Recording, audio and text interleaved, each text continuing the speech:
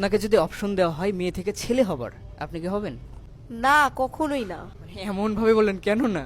আপনি যদি আমাকে বলেন পাখি হইতে পাখি হব, বিড়াল হইতে বলে বিড়াল হব, কুকুর হইতে বলে কুকুর হব, কিন্তু আমি কখনো ছেলে হব না ভাই। কারণ দেখে আসতেছি যে ছোটবেলা থেকে ছেলেরা অনেক স্ট্রাগল করে, তাদের হচ্ছিল দায়িত্ব নিতে হয়, ফ্যামিলির দায়িত্ব নিতে হয়, তারপর আবার হচ্ছিল বিয়ের পর ওয়াইফের দায়িত্ব নিতে হয়, বাচ্চা কাচ্চার এগুলোর দায়িত্ব নিতে হয়।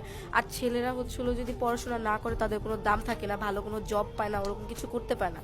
আর আমরা মেয়েরা যদি এমনি পড়াশোনা করি বা নাও করি, আমরা ভালো একটা জায়গায় যেতে পারবো, বিয়ে করে ভালো একটা পজিশনে যেতে পারবো।